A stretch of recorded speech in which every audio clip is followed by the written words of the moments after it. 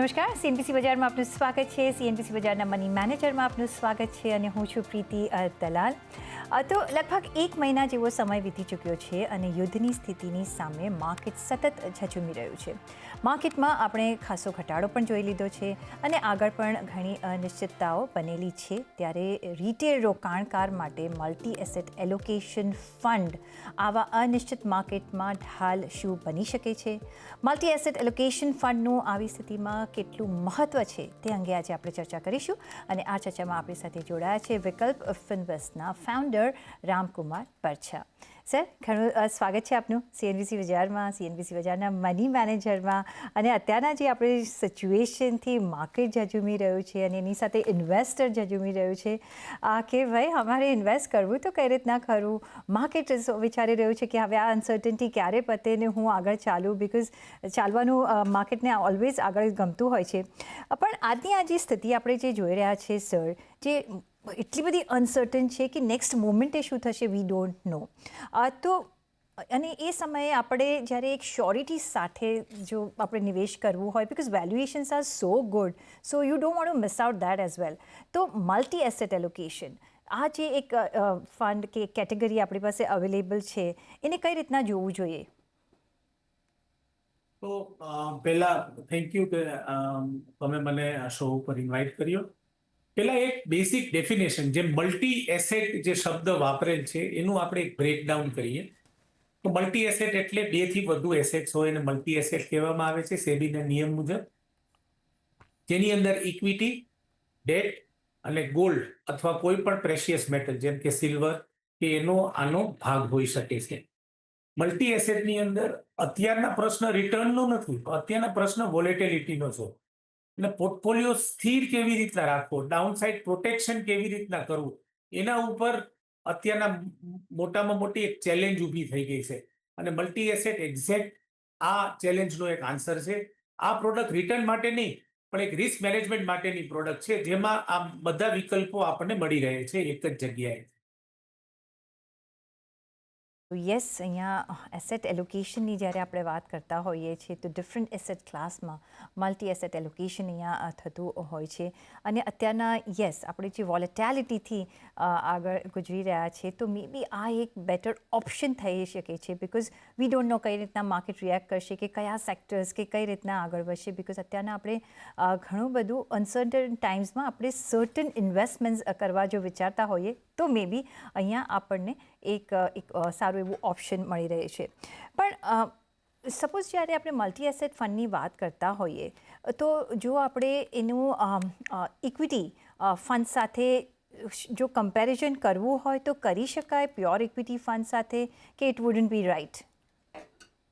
તો first let us understand કે pure equity fund લાંબા ગાળે રિટર્ન આપી શકે છે, એમાં કોઈ શંકા નથી. પણ અહીંયા ક્વેશ્ચન છે ડ્રોડાઉન ઓછો કરવાનું. દાખલા તરીકે ઇક્વિટી ડ્રોડાઉન 20 થી 30% થાય તો મલ્ટી એસેટનું ડ્રોડાઉન જે છે એ 8 થી 12% જેવું આમાં હોઈ શકે છે, જેની આપણે ખાસ નોંધ લેવી જોઈએ. એટલે મલ્ટી એસેટ ફંડમાં વોલેટિલિટી ઓછી, રિટર્ન વધુ સ્મૂથ. રિટર્ન થોડું ઓછું હોઈ શકે છે પણ જર્ની છે એ ઘણી સારી બને છે, જેનું ધ્યાન રાખવું જોઈએ. આની અંદર એક ચીજ મહત્વની એ છે કે ઇક્વિટી ફંડની અંદર 100% ઇક્વિટી ફંડ એટલે ઇક્વિટી પ્રોડક્ટ્સમાં જ રોકાણ થતું હોય છે. મલ્ટી એસેટ ફંડમાં ડિપેન્ડિંગ અપોન ધ ફંડ 50% થી લઈને 65% સુધીનું જ રોકાણ ઇક્વિટીમાં થતું હોય છે અને બાકીના જે 2 એસેટ ક્લાસ છે તેમાં બાકીનું રોકાણ થતું હોય છે, જેના હિસાબે આ રિટર્ન કદાચ ઓછું હોઈ શકે પણ લાંબે ગાળે આ એક ન કે fill it, shut it, forget it kind of product બની શકે છે. સપોઝ આપણે સર પ્યોર ઇક્વિટી ફંડ પર સે નજર કરીએ અને મલ્ટી એસેટ ફંડ કરીએ તો રિટર્ન વાઇઝ કેટલા ટકાનો મોટા આપણને ફરક પડતો હોય છે? એટલે દાખલા તરીકે જો આપણે એમ માનીએ કે નિફ્ટી જો ઓવર લોંગ ટર્મ એવરેજ જોઈએ આપણે તો 14.5 થી 15.5% વચ્ચે નિફ્ટીનું રિટર્ન હોઈ શકે છે. એનું જો હું 65% કરું અને બાકીનું રિટર્ન ગોલ્ડ અને ડેટમાંથી મને ઇન્ક્રીમેન્ટલ રિટર્ન જે સ્મૂથ જર્નીમાંથી મળતી રહ્યું છે તો એવું કહી શકાય કે 10 થી 12%ની વચ્ચે આ રિટર્ન સ્મૂથલી બની શકે છે, પણ with a better risk adjusted return. Absolutely. ને અત્યારના વોટ વી વોન્ટ ઇઝ થોડું રિસ્ક ઓછું થાય, ભલે થોડું રિટર્ન આપણને ઓછું મળે, પણ એટલીસ્ટ તમારે રાતમાં તમે શાંતિથી સૂઈ શકો. અને ઓફકોર્સ એક અત્યારના સેફટી પોઈન્ટ ઓફ વ્યૂ અહીંયા મલ્ટી એસેટ ફંડ્સમાં તમે નજર રાખી શકો છો, બિકોઝ યુ નેવર નો કે કયો એસેટ ક્લાસ તમને એક સારું રિટર્ન આપી દે. ને અહીંયા હેજિંગ એક બરાબર વધારે સારું થાય છે. પણ સાથે જ આપણે જો સર વાત કરવી હોય મલ્ટી એસેટ ફંડની જો ડાઉનસાઇડ પ્રોટેક્શનની આપણે વાત કરતા હોઈએ, તો કઈ રીતના એ પ્રોટેક્ટ કરે છે આપણા ઇન્વેસ્ટમેન્ટને? તો સ્વાભાવિક રીતના આપણે જોઈએ કે ઇક્વિટી જે છે એ માર્કેટ જોડે અપ અને ડાઉન થતી રહી છે. ખાસ કરીને આવા સમયમાં ઇક્વિટીના હિસાબે ડ્રોડાઉન વધુ હોય છે. ગોલ્ડ જે છે that is an inversely related product with equity. Generally એવું જોવા મળ્યું છે કે જ્યારે ઇક્વિટી નીચે જાય છે ત્યારે ગોલ્ડ ઉપર જાય છે. અને ડેટ છે એ એક બમ્પર, આપણે જેને કહીએ કે શોક એબ્ઝોર્બર તરીકે એક સ્થિર રિટર્ન ઈ પોર્ટફોલિયોમાં આપે છે. આ કોમ્બિનેશનના હિસાબે પોર્ટફોલિયોમાં નુકસાન નિયંત્રિત થઈ જાય છે. અને આના હિસાબે જે ઓવરઓલ ડ્રોડાઉન છે એ સિગ્નિફિકન્ટલી ઓછું થઈ જાય છે આપણા પોર્ટફોલિયોમાંથી. જેને કારણે લાંબા સમયે વેલ્થ ક્રિએશન જર્નીમાં આ ખૂબ જ મોટો આપણને લાભ મળી રહે છે. સાથે આપણે અત્યારના એવી સિચ્યુએશન આપણે માર્કેટમાં જોઈ છે સર, કે રિટર્ન્સ એટલા જ છૂટ્યા નથી. લાસ્ટ 18 to 20 મંથ્સમાં આપણે જોઈએ તો માર્કેટ ઘણું સોમ્બર રહ્યું છે, રાઈટ?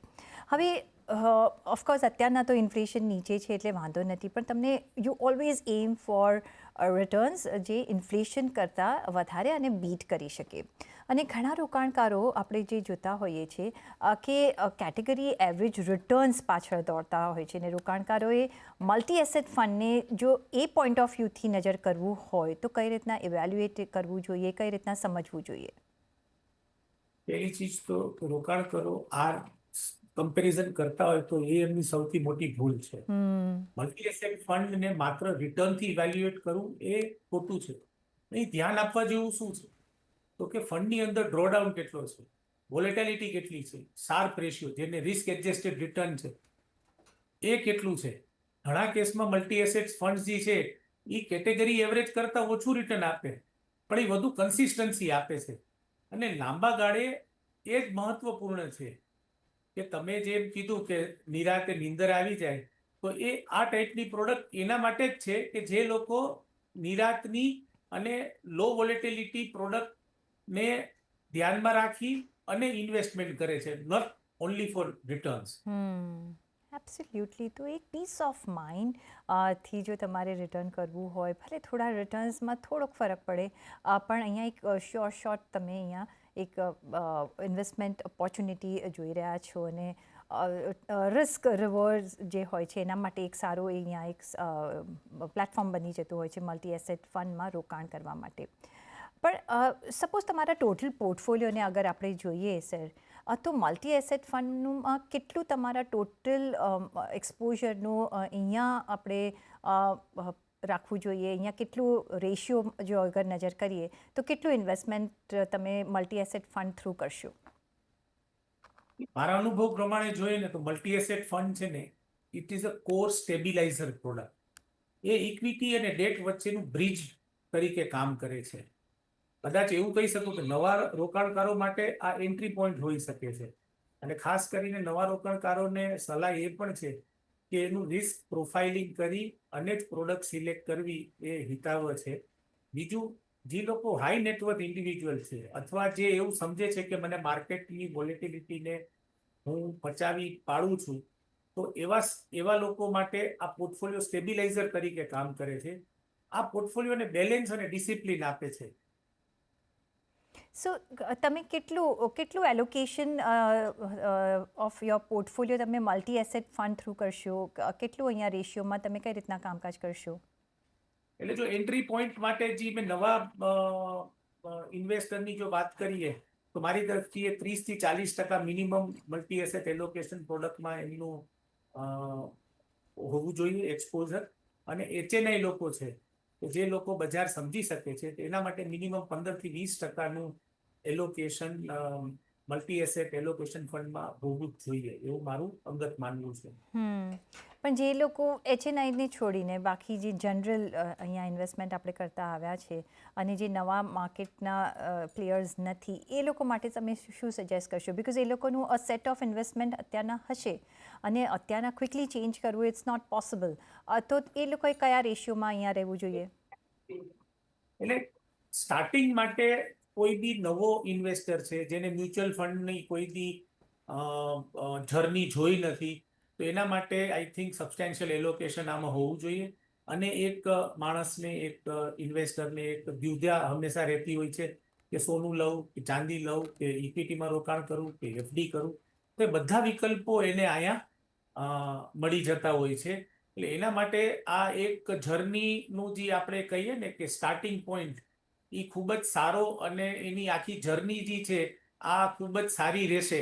પ્લસ આમાં ટેક્સ બેનિફિટ પણ ઇક્વિટી ફંડ જેટલો જ મળે છે, કેમ કે 1 વર્ષ પછી મોટા ભાગના મલ્ટી એસેટ એલોકેશન ફંડ છે એમાં લોંગ ટર્મ કેપિટલ ગેઇનનો લાભ મળે છે, જેમાં આજના નિયમ પ્રમાણે 12.5% ટેક્સ આપણને લાગે છે irrespective of the income, 1.25 lakh રૂપિયાના બેસિક ડિડક્શન પછી.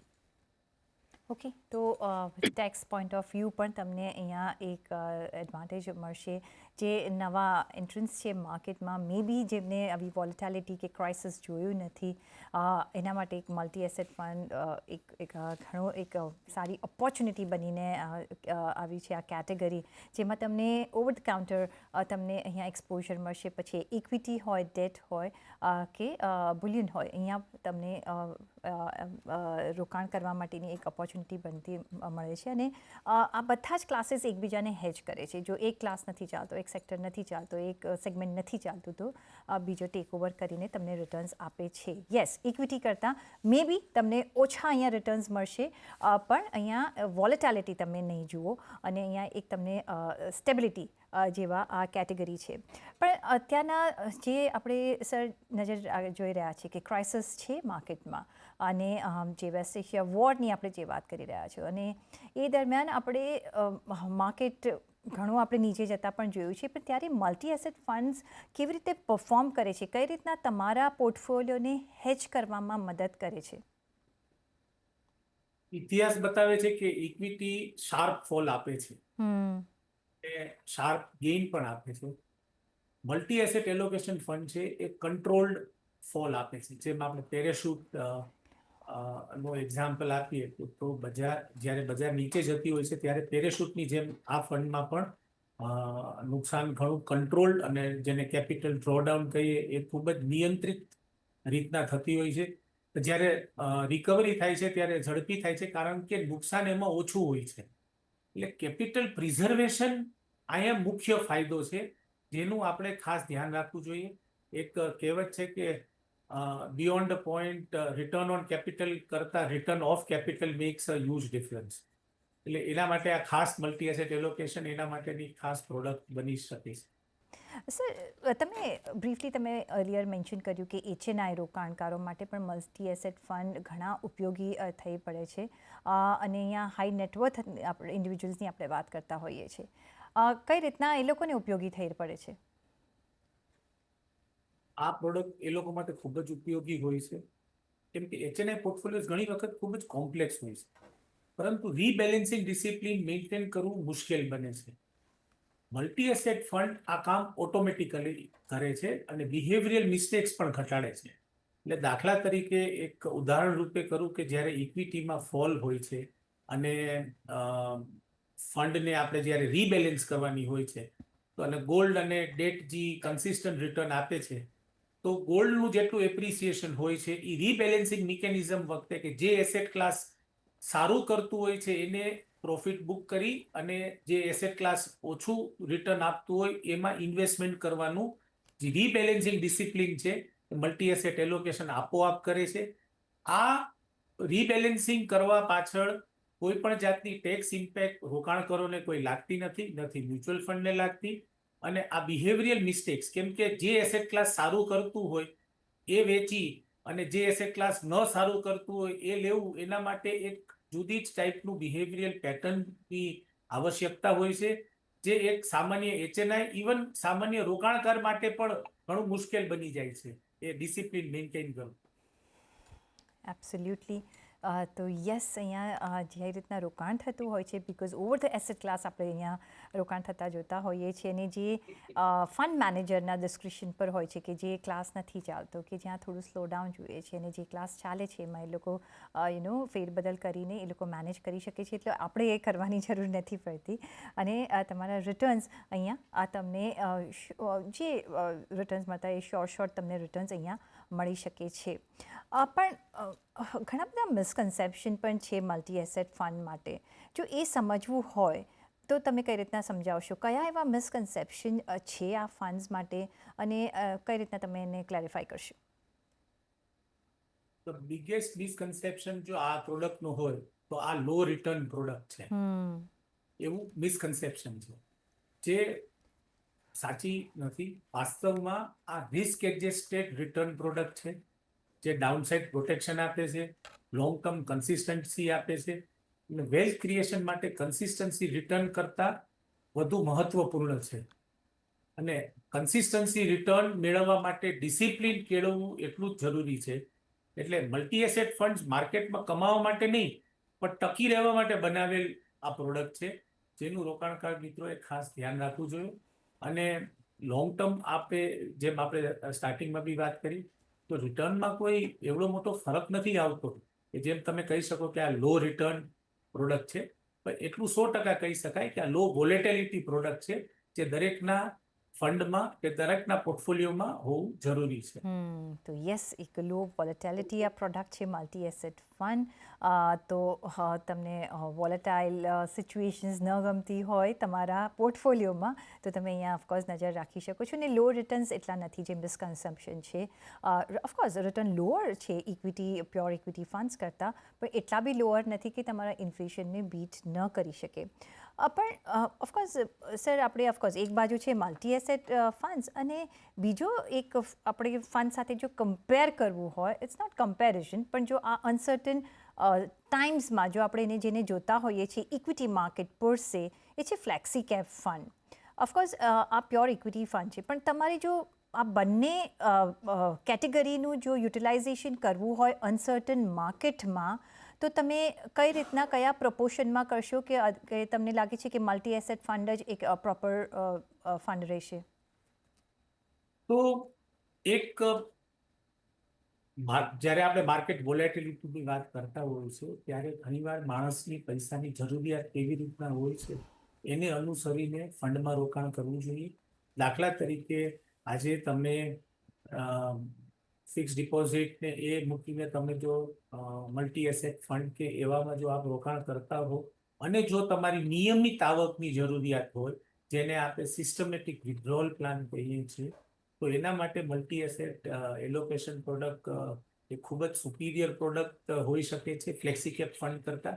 કેમ કે ફ્લેક્સી કેપ ફંડની અંદર એ પ્યોર ઇક્વિટી ફંડ છે, જેમાં 100% પૈસા છે એ ઇક્વિટી ઇન્સ્ટ્રુમેન્ટ્સમાં જ રોકાય છે, અને એમાં વોલેટિલિટી અને ડ્રોડાઉન બંનેનો સામનો કરવો પડે છે. જો કોકને SWP કે એના માટે જો પ્રોડક્ટ જોતી હોય, તો એના માટે મલ્ટી એસેટ એલોકેશન એનો સારો વિકલ્પ હોઈ શકે છે. બાકી જે લોકોને લોંગ ટર્મ રોકાણ કરવું હોય અને જે વોલેટિલિટી જોઈ અને નોશનલ લોસને જો પરમેનન્ટ લોસમાં કન્વર્ટ ન કરે, તો એના માટે ફ્લેક્સી કેપ ફંડ એક સારો વિકલ્પ બની શકે છે, તે લાંબે ટાણે વેલ્થ ક્રિએશન જર્નીમાં ખાસું એવું રિટર્ન તમને અપાવી શકે છે. સર, એક બીજો કાઉન્ટર ક્વેશ્ચન મારે પૂછવો હતો. અત્યારના ચલો અનસર્ટન ટાઈમ્સ છે, એટલે ક્રાઇસિસ છે, પણ જ્યારે માર્કેટ થોડા સ્ટેબલાઇઝ થવા માંડે છે, અને જ્યારે જીઓ પોલિટિકલ હોય કે અધર ટેન્શન્સ જે હોય એ જ્યારે પૂરા થાય છે, ત્યારે મલ્ટી એસેટ ફંડ્સનું કઈ રીતના પરફોર્મન્સ આવતા તમે જોયું છે? તો ત્યારે જે બિગેસ્ટ એલોકેશન જે ઇક્વિટીની અંદર હોય છે મલ્ટી એસેટ એલોકેશનમાં, જે મેં આપને વાત કરી કે જનરલી ઇક્વિટી ની અંદર એમાં 65% એમનું ઇન્વેસ્ટમેન્ટ હોય છે, તો એ તમને સારો એવો એક અપસાઇડ તમને કેપ્ચર કરવામાં મદદ કરે છે. અને ગોલ્ડ, જે એક અત્યારના એક પ્રેશિયસ મેટલમાં દરેકના પોર્ટફોલિયોમાં આપણે એક ભારતીય તરીકે આપણું રોકાણ ગોલ્ડમાં નેચરલી થતું જ હોય છે, કેમ કે આપણે દર ધનતેરસને અક્ષય તૃતીયને આપણે ગોલ્ડ લેતા જોઈએ છીએ, તો ભેગું આની અંદર એનો પણ એક સારું આપણને consistent return over a period of time મળતું રહે છે. એટલે એવું ન કહી શકાય કે જે એ સ્થિર બજારની અંદર આ પ્રોડક્ટ છે એ એટલી ઓબ્સોલીટ કે રિડન્ડન્ટ થઈ જાય છે. પણ દરેકના પોર્ટફોલિયોમાં આનું હોવું ખૂબ જ જરૂરી છે, આપના રિસ્ક એપિટાઇટને ધ્યાનમાં રાખીને. કેમ કે માર્કેટ ટાઈમ કરવું મુશ્કેલ છે, પણ જી. એસેટ એલોકેશનથી રિસ્ક મેનેજ કરવું શક્ય છે, જે દરેક વ્યક્તિએ પોતાની રીતના કરવું જોઈએ. જી એબ્સોલ્યુટલી, આ તમે સાચી વાત કહી, કારણ કે માર્કેટને આપણે ટાઈમ નથી કરી શકતા, એના રિસ્ક નેચર્સ આપણે કંટ્રોલ નથી કરી શકતા. પણ યસ, આપણા પોર્ટફોલિયોમાં જો આપણે રિસ્ક એવર્સ રહેવું હોય અને શ્યોરિટી આપણામાં આપવી હોય, તો મે બી એક મલ્ટી એસેટ ફંડ એનું કામ કરતું હોય છે આપણા પર્સનલ પોર્ટફોલિયોમાં. તો મે બી એવું કહી શકાય કે જ્યારે ડાઉન સાઇડ હોય માર્કેટની કે અપ સાઇડ હોય, મલ્ટી એસેટ ફંડ મે બી એક ઓલ વેધર ફંડ તરીકે આપણે વાપરી શકીએ છીએ, કારણ કે જે સમયની જે માંગ હોય છે એ રીતના મલ્ટી એસેટ ફંડ કામ કરતું હોય છે, કારણ કે એસેટ એલોકેશન એવું હોય છે કે તમારા પોર્ટફોલિયોને એક હેજ કરી શકે છે. ઓન ધેટ નોટ સર, ઘણો આભાર તમારો અમારી સાથે આજે જોડાવા બદલ, અને મલ્ટી એસેટ ફંડને ડીકોડ કરવા માટે, સમજાવવા માટે તમારો ઘણો આભાર. આજે અમારી સાથે જોડાવા માટે પણ તમારો ઘણો આભાર. અને એ સાથે Thank જ રજા લેવાનો પણ સમય થઈ ગયો છે, તો મને આપશો રજા, પણ જોડાયેલા રહેજો CNBC બજાર સાથે. નમસ્કાર.